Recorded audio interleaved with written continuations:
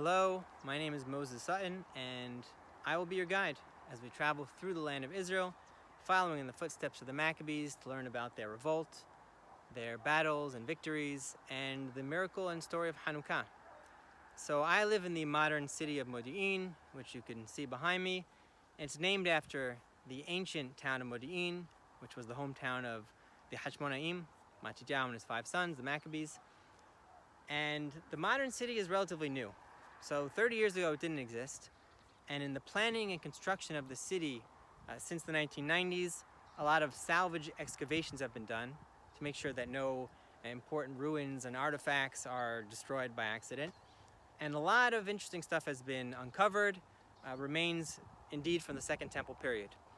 And although Modi'in was really just a small town at that time, in the days of Matityahu, it was an important place because of its location.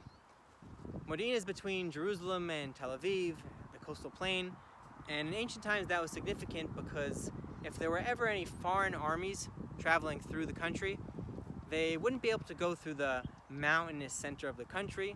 They'd want to go on the flat coastal plain, which you can see to the west. We'll do a zoom in later. And then if they wanted to attack Jerusalem, they would come up on the road that passed by Modi'in. So someone living here in Modi'in from the hilltops could see that suspicious activity coming from the coast. They'd be the first to notice that the capital is under a threat, and they'd have the responsibility to notify. And lehodia means to notify, so therefore Modi'in are the notifiers. And the way that they would do this is by using a system known as the masuot, or beacons, bonfires. Come up to a hilltop at night when it's dark, you light a bonfire, and then in the next town over, the next hilltop on the way to Jerusalem, they'd see the signal coming from Modi'in.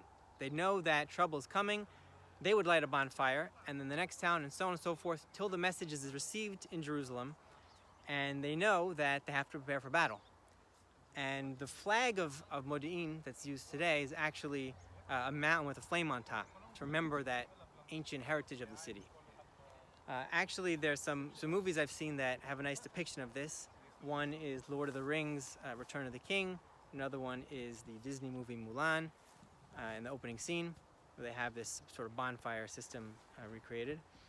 And it also kind of reminds me of the candles of Hanukkah, because we start with just one flame, and then the next night another and another. So like a trail of flames. If I zoom in here to the west, you can see those buildings. That's actually the city of Ashdod. So another important role that Modi'in had because of its location was that it was a way station for Olei Regel. Jewish pilgrims going to Jerusalem for the holidays could stop here and prepare for the last leg of their journey.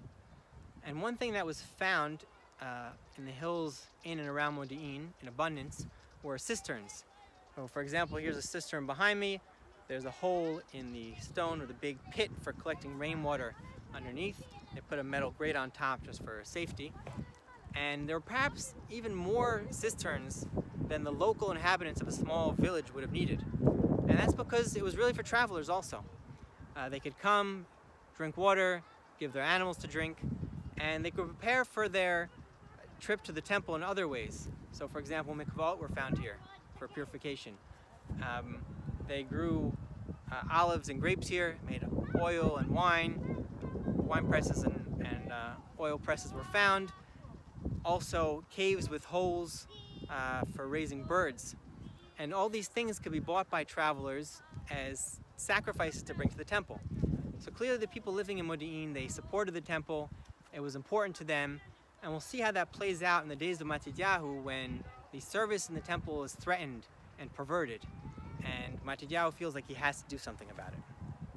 Behind me, you may be able to see and hear the road of Hashmonaim Avenue.